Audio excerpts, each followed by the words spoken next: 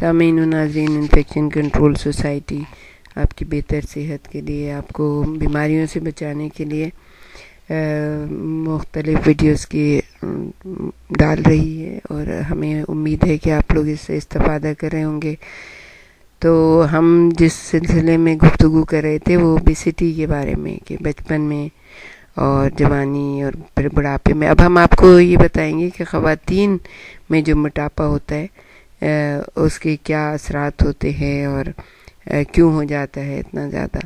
تو کچھ خواتین واقعی موٹی ہوتی ہیں، یعنی اوبیس ہوتی ہیں، یعنی ان کا وزن ان کے قد کے اعتبار سے زیادہ ہوتا ہے، لیکن اکثر خواتین ایسی بھی ہوتی ہیں جو محسوس کرتی ہیں کہ ان کا وزن بہت زیادہ ہے، حالانکہ در حقیقت وہ موٹی نہیں ہوتی۔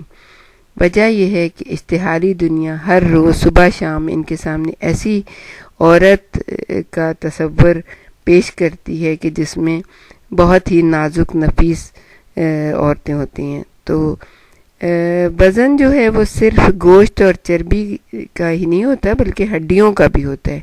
اگر آپ کے خاندان میں نسلاً پتلی ہڈیاں ہیں یا چھوٹا قد ہے تو آپ کا وزن کم ہوگا، جبکہ چوڑی ہڈیوں اور دراز قد کی عورتوں کا وزن زیادہ ہوتا ہے۔ ہر خاتون کے جسم کا ایک قدرتی وزن ہوتا ہے، اس کی ایک قدرتی ساخت بھی ہوتی ہے جس کی اپنی ہی خوبصورتی ہوتی ہے۔ اگر آپ کے جسم ایک قدرتی ساخت ہے تو آپ کو وزن کم کرنے کی بالکل ضرورت نہیں ہے۔ اگر آپ کا پیٹ باہر نکلا ہوا ہے تب بھی آپ کو وزن کرنے کے بجائے ایسی ورزش کی ضرورت ہے جو کہ پیٹ کو اندر کرنے میں مدد دے۔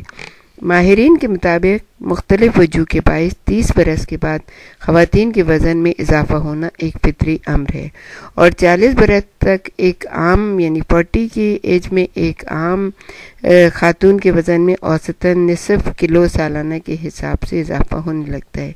تحقیق کے مطابق بیشتر خواتین عمر کے اس دورانیے میں موٹاپے کا شکار ہوتی ہیں۔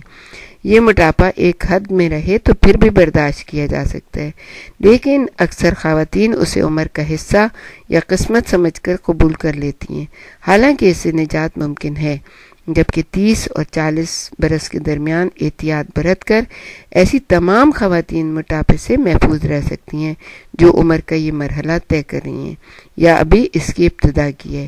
احتیاطی تدابیر کیا ہو سکتی ہیں؟ بہت ہی سمپل ہیں کہ کھانے پینے کے معاملات میں احتیاط برتی جائے، زیادہ وقت آرام کرنے کے بجائے مناسب ورزش یا گھریلو کام کاج میں صرف کیا جائے، نوجوانی کی بے دانیوں کو چھوڑ کر اپنے کھانے کے معاملات کو سنجیدگی سے لیا جائے۔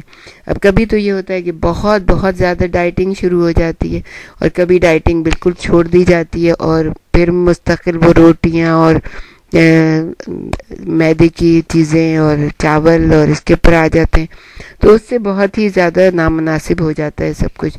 تو اگر آپ اپنے ڈائٹ کو صحیح طریقے سے رکھیں گے تو یقیناً آپ کے جو یہ پرابلمز ہیں وہ اتنے زیادہ نہیں ہوں گے۔